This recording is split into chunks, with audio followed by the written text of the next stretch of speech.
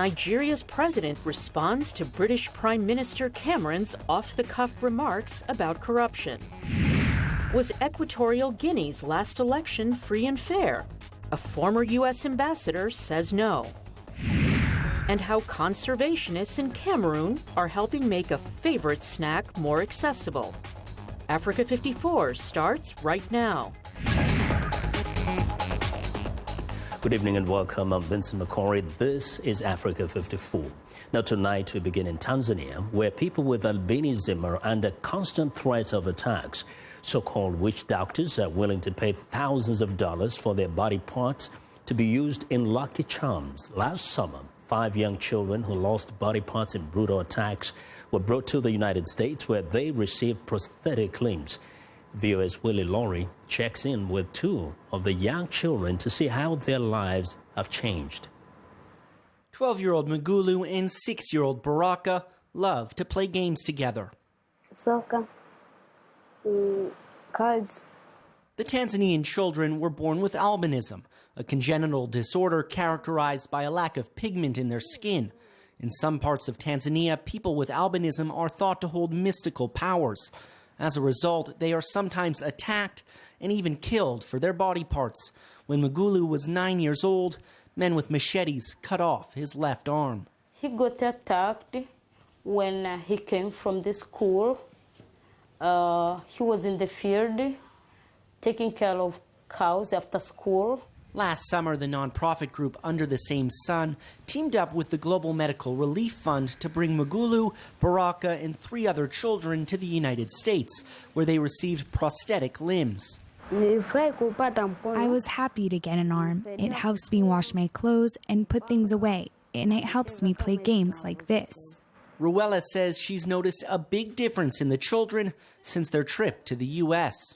We are very proud of them because they were out of the school, I can say that almost 4.5 months. But when they went back to school, they were in class like 3 weeks. But Muguru did the best. He was among of the 10 best. The same applies for Baraka. The children are thriving, but the threat against people with albinism remains very real in Tanzania. We have a great problem of negativity towards people with albinism amongst the society in Tanzania. Most of them do not believe that we are human beings. So advocacy is really, really required to be done all throughout Tanzania. Under the Same Sun is trying to educate Tanzanians about people with albinism so other children don't have to endure the pain and suffering Magulu and Baraka went through. They're also looking for sponsors to help other children with albinism in need of prosthetics. Willie Laurie for VOA News in Dar es Salaam, Tanzania. Now, the legal battle is intensifying between the U.S. government and the state of North Carolina over a controversial law mandating transgender people use the bathroom corresponding to their gender at birth and not the one to which they identify. VOA's Michael Bowman reports the Justice Department filed a lawsuit Monday challenging the law just hours after North Carolina refused to scrap it and filed a preemptive suit against the federal government. The Obama Justice Department says transgender people are protected by federal law, and North Carolina's so-called bathroom bill cannot stand. The legislature and the governor placed North Carolina in direct opposition to federal laws prohibiting discrimination on the basis of sex and gender identity. More to the point, they created state-sponsored discrimination against transgender individuals. Federal law bars sex discrimination but makes no specific mention of transgender people. Governor Makori wants a ruling on the Justice Department's legal interpretation. Right now, the Obama administration is bypassing Congress by attempting to rewrite the law and set basic restroom policies, locker room policies, and even shower policies. The White House sees the matter differently.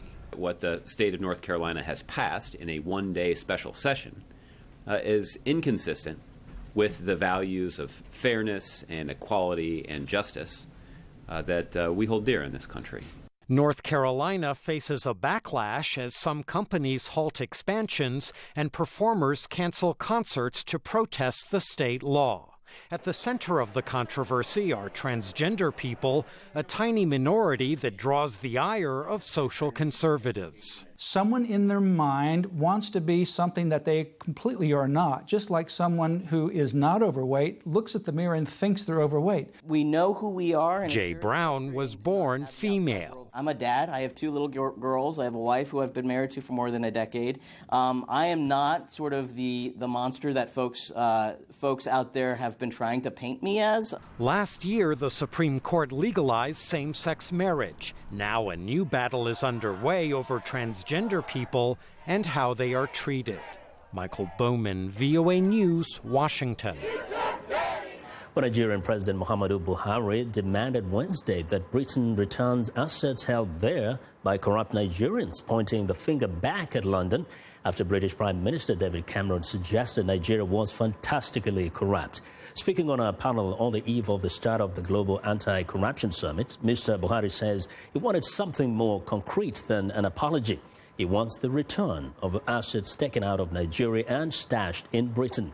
Mr. Buhari has a reputation for personal integrity and has pledged to crack down on corruption in Nigeria, where generations of politicians have looted public coffers for their personal gain.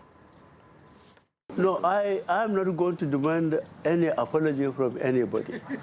What I'm demanding is the return of assets. I've already mentioned how Britain really led and how disgraceful one of the Nigerian executive was. He has to dress like a woman to leave Britain and leave behind his bank account and fix the assets, which Britain is prepared to hand over to us.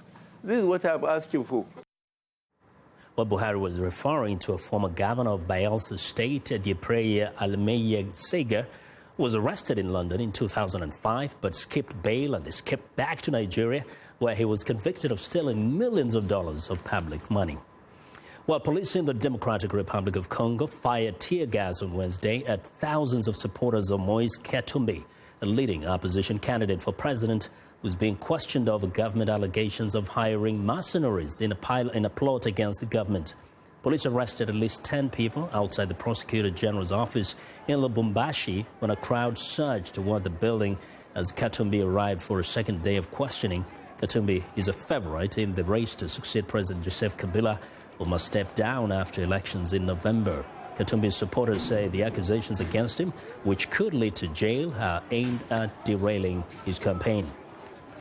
Now, as part of VOA's efforts to keep you informed on issues that most affect the continent, we are pleased to have with us, live from the State Department, Stephen Feldstein, Deputy Assistant Secretary of State in the Bureau of Democracy, Human Rights and Labor.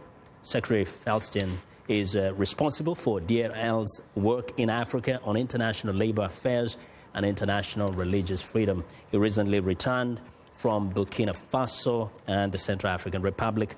Welcome to Africa 54 once again. Thank you, Vincent. I appreciate it. Yes. Now, I think that was quite a trip there. 2 different countries that have come out of fairly significant turmoil. Let's start with Burkina Faso that had an election not too long ago. What did you find there?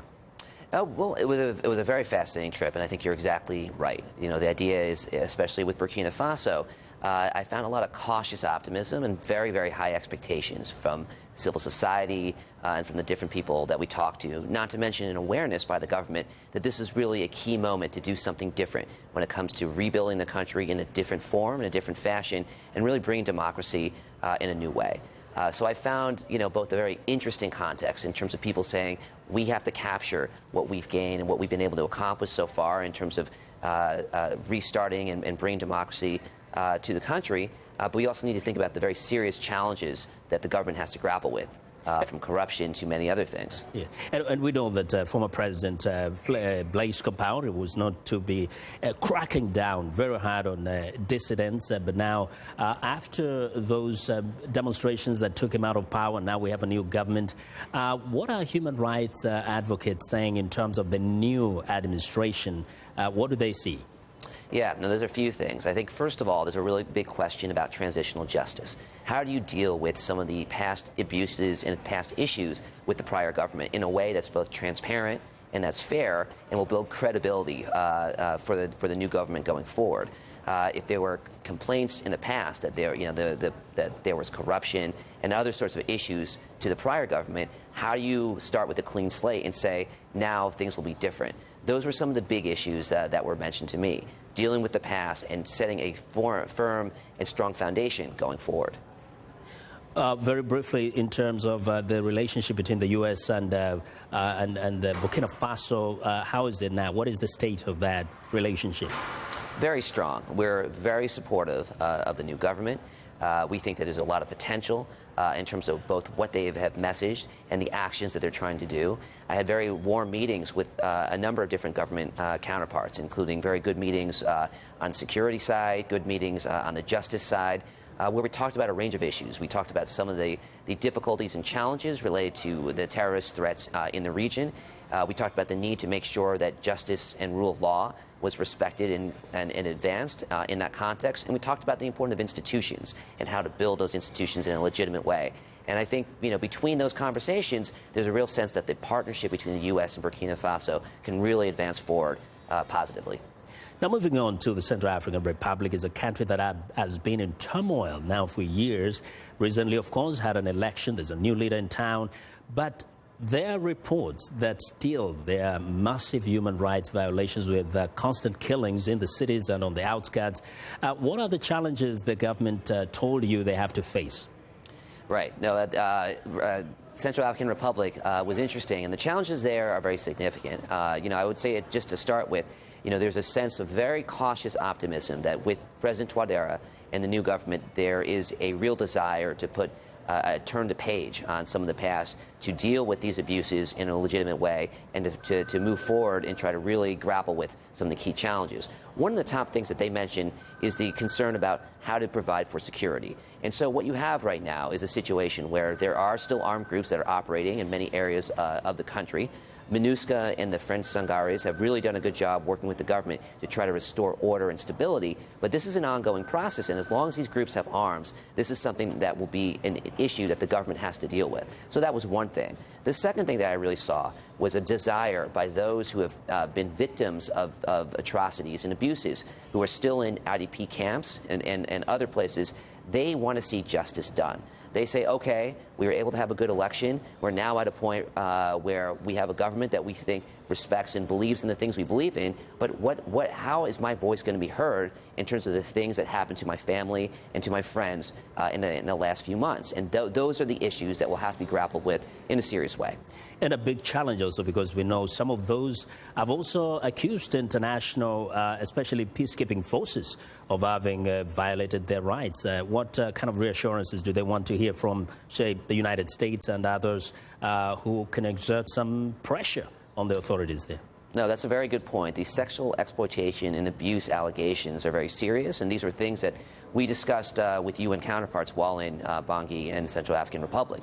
What they want to see, I think, is a continued commitment by international bodies as well as troop-contributing countries to hold transparent and accountable investigations to make sure that the perpetrators of these crimes, if found true, are put on trial in a real way, and that punishment is accorded justly. But they also want to see that there is going to be deterrence, that things are not going to keep going the same way, that the trickle of allegations that have persisted will be stopped, and that a new way of handling these issues, new protocols by the peacekeeping forces and so forth, are something that will really be instituted in a legitimate way, as the Secretary General has been very forceful and very good about saying.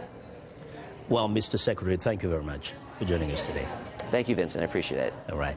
Stephen Felstein is the Deputy Assistant Secretary of State in the Bureau of Democracy, Human Rights and Labor. We want to know what you think about Africa 54 and the stories we cover. Join the conversation on Facebook. The address is Africa 54, and check out our headlines 24/7 on voaafrica.com. Find me on Twitter at VOA Vince Makori. Coming up, the former U.S. ambassador to Equatorial Guinea on President Teodoro Obiang's controversial re-election. Stay with us.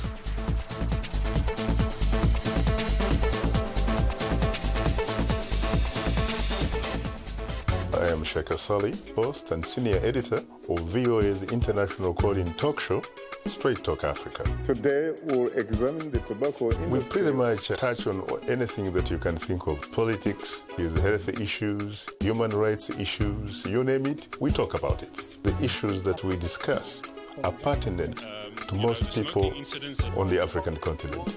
A very, very rare and unique opportunity to interact with their leaders.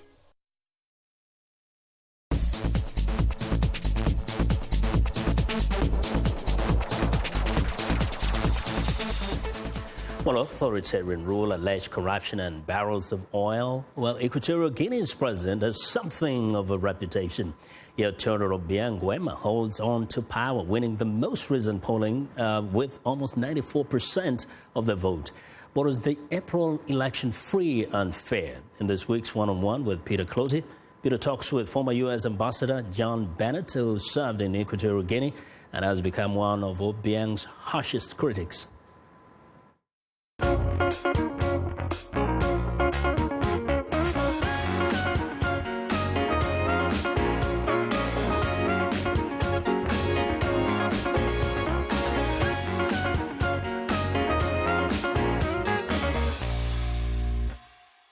So, Ambassador, Equatorial Guineans went to the polls in an election, presidential election for that matter.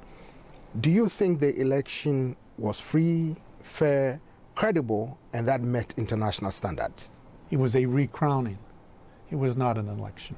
Is there any credible opposition that could have challenged President Teodoro Obiang in Bazogo during the election? An open opposition has not been allowed to thrive. There are members who are not for Obiang, who have formed political parties, several. And one of them, the Convergence for Social Democracy, for example, is probably the best known and the longest lived. Severo Moto is a name that's well known. He's been involved in politics there for many years. But none of these other parties have been given the opportunity to compete. You were there in Equatorial Guinea, both the capital Malabo and the commercial capital Bata. You met the president himself. How is it like? What was your take when you met him? I was always able to see him. He was always personally observant of my office. I was always observant of his office. We treated one another cordially. Our families did the same. However, there was a complete falling off when it came to governance, because there is no governance except what he says. Equatorial Guinea has made a lot of money through oil. Why is it that the people are still living in poverty? A country of less than 1 million people. A lot of people are living less than $2 a day in that country. Certainly the oil companies helped burnish his image and said, we have a contract with a government. That government they know perfectly well, is Obiang. When they pass the money through, they know that it's not going to improve education, to improve health. It's going into his coffers. Mm-hmm. To their credit, some of the oil companies have had self-help programs, small programs, have done good work in malaria eradication, for example, on the island of Bioko. Mm-hmm. However, in larger terms, the government has simply taken the money away, and today the government, as an entity, the people of Equatorial Guinea, are in debt. Meanwhile, there has been a daylight robbery, and the money that went into the country is no longer there. It was stolen. Talking about the issue of his acceptance by the international community, some people have said, why hasn't the international community acted to help ease the tension in the country? But it appears the international community has embraced President Mbazogo. What are your views? We in the international community went up to the line of saying there is no rule of law here. And we kept that fiction that there should be a rule of law. There was a constitution. It had to be followed, that type of thing. It obviously didn't make any difference to him then, nor does it make any difference to him now. As an observer, your views about the relationship between Malabo and Washington at the moment? it's very difficult to have a meaningful relationship with a country that accepts none of the rules that you're dealing with. It's a very, very sad case.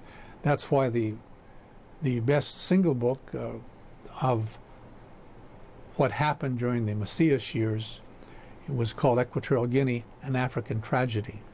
It remains an African tragedy, sadly.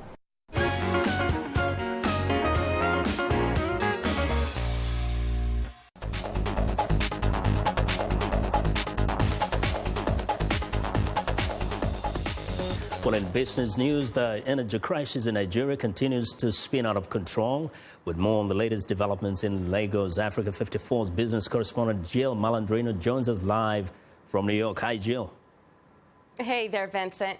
We've reported on the energy outages in Lagos and other major cities as crumbling infrastructure and low crude oil prices continue to plague the economy, and the situation is getting worse. Nigerians are enduring endless lines for gasoline, and power failures are lasting for days as there's no fuel for generators. There's no water, food is spoiled, and people are understandably fed up. Fuel shortage in Nigeria. While militants continue to blow up pipelines and oil platforms, thieves hijack the trucks delivering the oil, and because there's a shortage of dollars, there's less cash for imports. Even though Nigeria produces millions of barrels of oil a day, it still has to ship out the raw crude to refine it into the finished product, which is gasoline. Now, President Buhari is adamant about fighting corruption and also weaning his people off oil dependency. What is he doing, though, about the crisis? The government says supply is getting better, and it fired up 3 old refineries. Apparently, the situation in Lagos has improved according to local reports. The government's ultimate goal is to refine their own finished product, but it's bigger than that. Efforts to diversify the economy are hampered by a shortage of foreign exchange, even with Chinese investment to help contain the Naira's losses. So it's a shame because Nigeria has the potential to be one of the leading African nations in agribusiness and mobile technology, among other industries. Of course. I mean, it's a country with such a huge population. It has the market, it has the human resource and everything we can imagine. You know, Jill, thank you very much for your reporting. Okay, thank you. Africa 54's business correspondent Jill Malandrino reporting live from New York. And it's time now for a short break. Still to come on Africa 54. Could a green revolution improve access to a beloved Cameroonian dish? We'll be right back.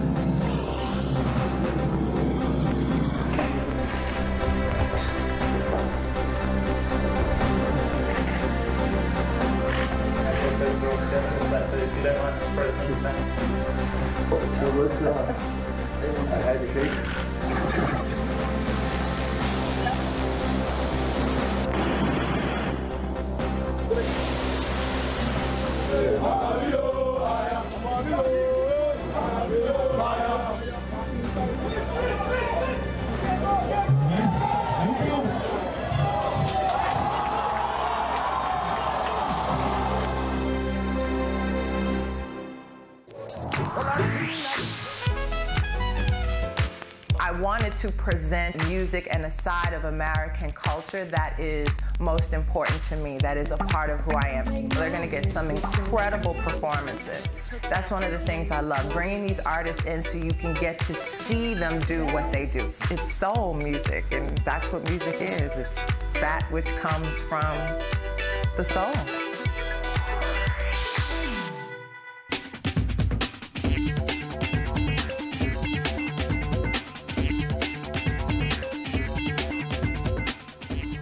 Welcome back to Africa 54. Here's what's trending. Conservationists in Cameroon are training farmers to breed weevil brabs In an attempt to curb deforestation, weevil grabs are a popular snack in the country. Larvae grows in the trunks of rotting palm trees, and farmers have been cutting down more and more of the forest to meet the high demand. Now, the larvae of the African palm weevil are popular to eat because they are rich in protein, fat, carbohydrates, and nutrients comparable to meat and fish. The demand has been outstripping supply, so prices are high, turning weevil grabs into a luxury dish. It's hoped the breeding initiative will lead to a better supply of the grabs. Well, next up, a heart-eating trend meets the American love of pets, producing one possum business in the western U.S. state of Washington. Dogs and food trucks are both popular.